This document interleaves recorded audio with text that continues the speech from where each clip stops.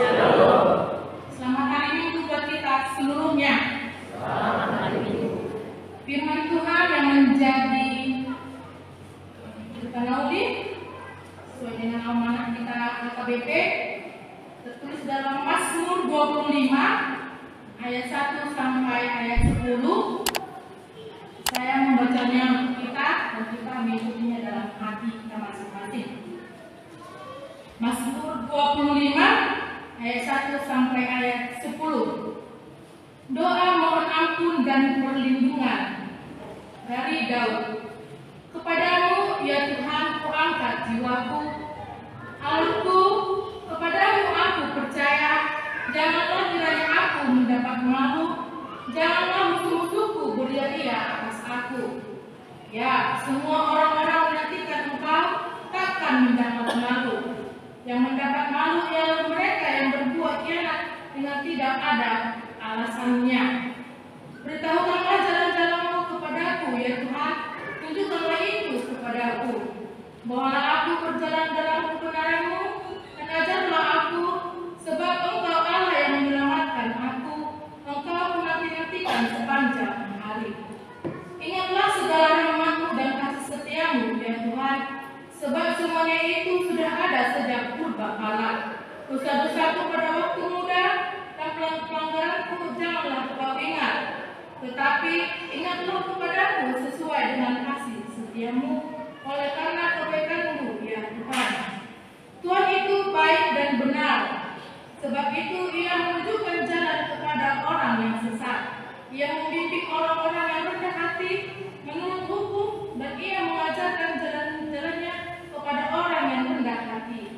Segala jalan Tuhan adalah kasih, setia dan kebenaran bagi orang-orang yang berpegang pada perjanjiannya dan peringatan-peringatannya. Demikianlah firman Tuhan. Topik minggu kita pada saat ini, Tuhan menunjukkan jalan kepadaku.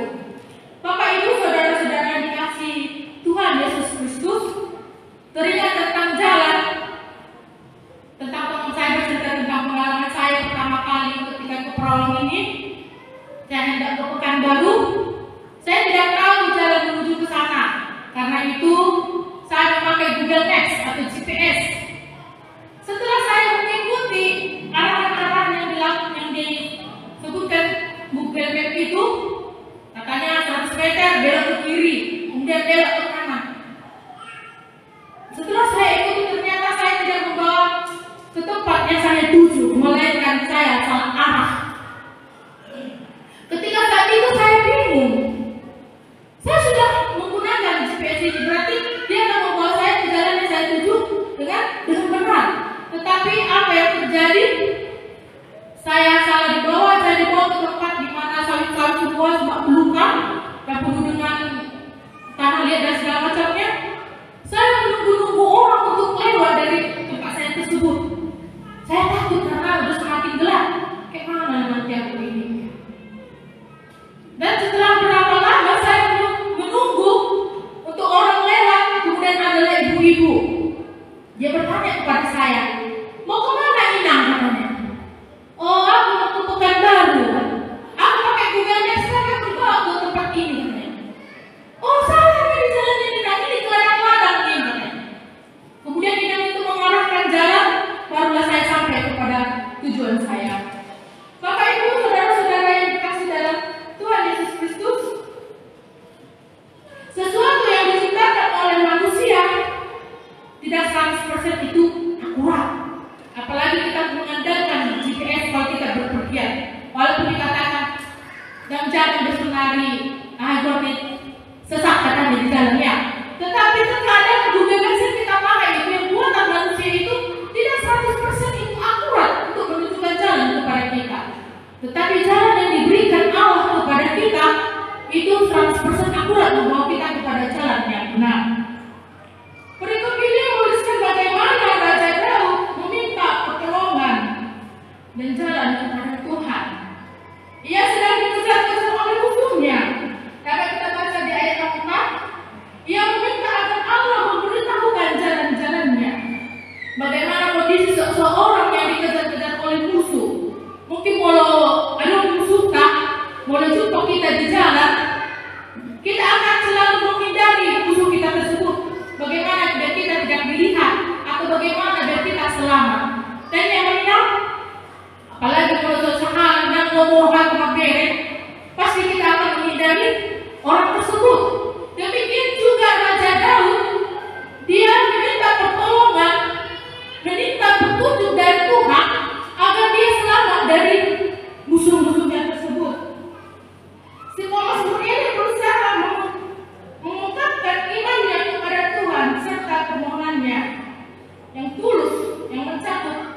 3 aspek.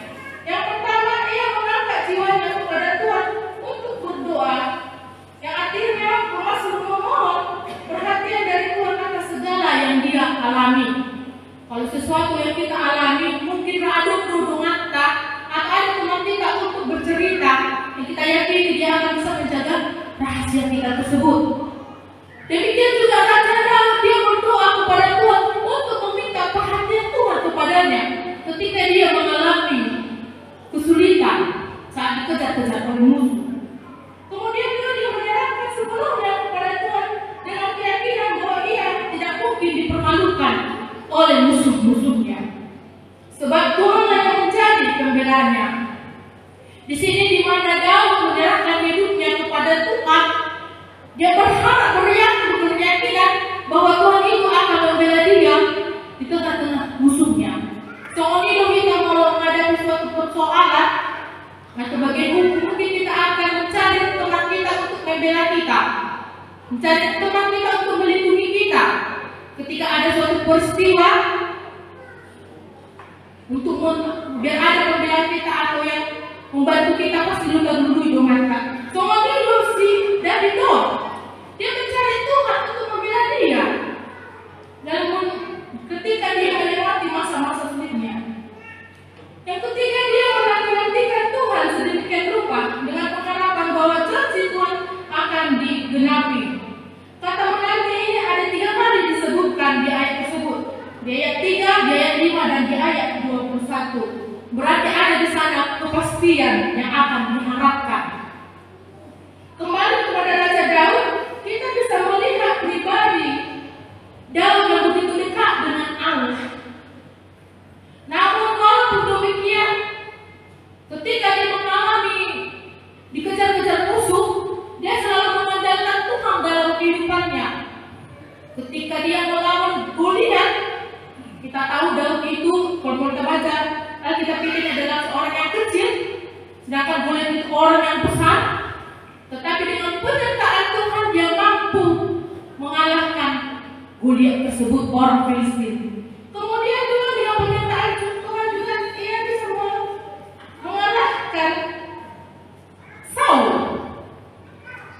Kemudian juga ia mengalahkan Absalom, di mana anaknya yang ingin merebut tahta kerajaan ayahnya tersebut. Pada ayat ke-6 dan ke-7, Mazmur tidak hanya mengalami persoalan yang datang dari luar, terdapat juga beban yang dari dalam dirinya, yaitu berupa dosa masa lalunya. Dia selalu dihantui dosa-dosa yang dia lakukan pada waktu mudanya, yaitu ketika ia menginginkan istri dari Uria, yaitu Batsheba. Dia mengikuti hawa nafsunya ketika dia lihat Batsheba itu begitu cantik dan begitu molek, sehingga hawa nafsunya ingin memperistrikan Batsheba tersebut, sehingga ia mengatur strategi membuat Uria menjadi ketua atau pemimpin panglima perang dan menempatkannya di depan, sehingga suatu saat musuhnya datang langsung membunuh si Uria tersebut. Kemudian setelah suaminya meninggal, maka Batsheba tersebut dia rebut dan dia jadikan istrinya. Dosa itu yang selalu menghantui Raja Daud tersebut, karena ia sadar akan dosa-dosanya, dia sadar akan kesalahan pelanggaran yang dia buat, maka dia datang kepada Tuhan meminta ampun. Karena itulah makanya dibuat doa syarat tersebut, doa permohonan dan minta perlindungan. Bukan hanya dari masalah dari musuh-musuhnya kesulitan tersebut dia dapat, tetapi dalam dirinya sendiri, karena dia mengingat dosa-dosa masa lampau tersebut. Orang kita seringkali kita mengingat akan dosa-dosa yang kita lakukan ketika kita muda, yang mungkin itu bisa mengganggu pikiran kita tersebut untuk maju. Pelanggaran-pelanggaran yang pernah kita lakukan, mungkin itu selalu menghantui diri kita untuk melakukan atau meraih masa depan kita. Walaupun serampak-rampaknya kita tutup, mungkin dalam lubuk hati kita selalu terngiang-ngiang akan dosa tersebut. Demikian juga Daud, dia mengingat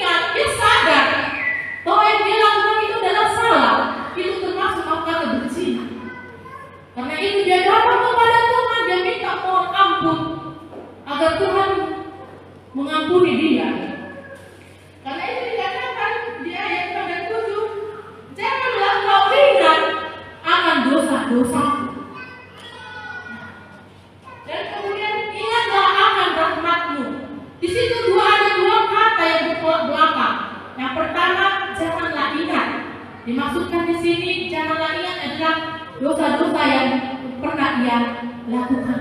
Yang kemudian ingatlah, itu menunjukkan tentang kasih rahmat Tuhan yang dia peroleh dari Tuhan.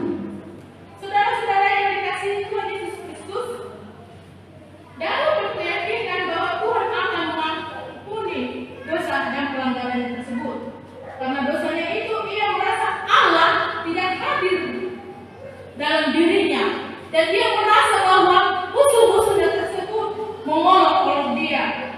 Karena itu dia meminta petunjuk jalan dari Tuhan. Dia yang akan menerima yang meminta agar Tuhan memberitahukan jalan keluar dari kesulitan yang tersebut.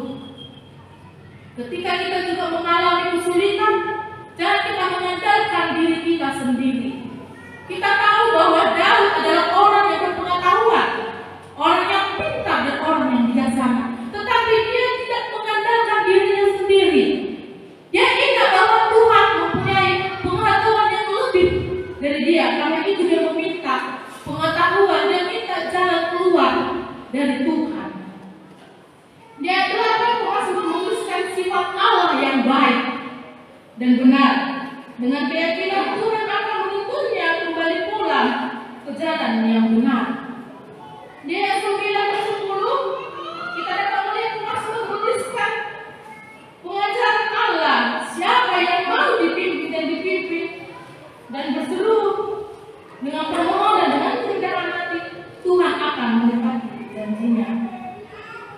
Seperti kasih karunia Tuhan, kalau kita baca di episode tersebut, seorang Bartimeus, di mana dia adalah orang yang buta, ketika dia mendengar bahwa Yesus akan melintasi kotanya tersebut, dia memakai kesempatan tersebut untuk berjumpa dengan Yesus. Dia memanggil nama Yesus. Yesus anak Raja Daud. Walaupun orang-orang di sekitarnya mendengar tersebut, bukan mau membantunya untuk mendapatkan Yesus tersebut. Bagaimana kita bayangkan seorang yang buta di kerumunan orang yang banyak? Mungkin sangat sulit baginya untuk menjumpai Yesus tersebut. Bahkan dia berteriak, dia yakin bahwa Tuhan atau Yesus akan mendengar panggilannya tersebut. Tapi apa yang dia dapat dari orang sekelilingnya? Orang-orang kalau melarangnya, kok katanya, diam kau tidak pernah, kau tidak layak untuk datang kepada Yesus.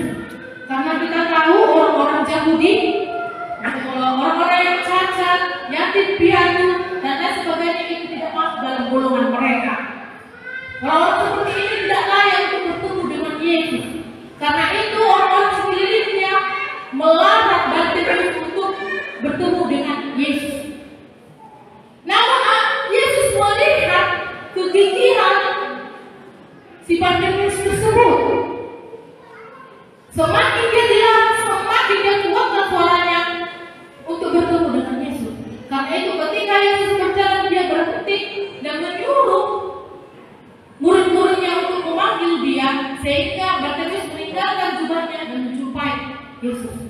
Pada saat itu juga Yesus bertanya kepada Bartimeus itu, berarti ada efeknya.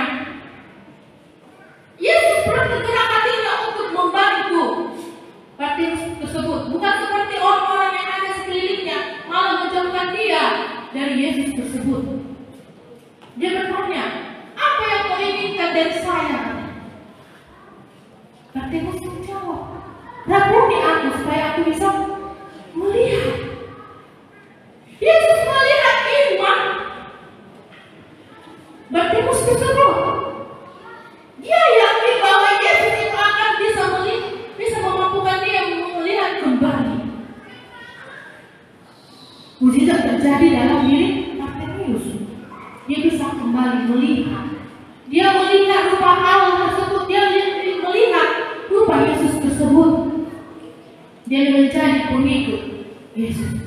Saudara-saudara, yang dapat kita lihat dari sini adalah banyak cara iblis untuk menjauhkan kita dari Allah. Mungkin kita berencana menyusun, kalau setiap pagi aku akan beribadah bersama dengan keluargaku. Namun ketika pagi, iblis akan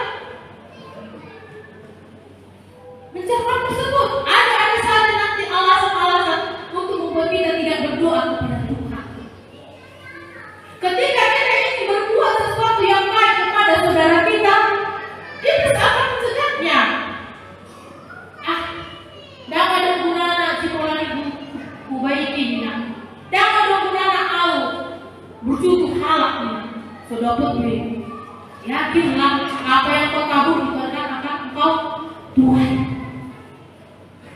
Seperti Bartimeus, dia sangat fokus. Dia yakinkan dirinya bahwa dia akan bisa melihat. Jadi dengan kita juga, kita harus beriman kepada Tuhan Yesus Kristus. Bapak Ibu, saudara-saudara yang dikasihi Tuhan Yesus Kristus, kehidupan kita dan orang-orang di sekitar kita nampak sangat gelap dan penuh dengan penderitaan ketika kita mengalami keterpurukan. Penindasan, kekerasan, kekejaman, bisa juga kegelapan tersebut karena dosa-dosa dan pelanggaran kita pada masa lampau yang membuat kita merasa kita jauh asing dari Allah.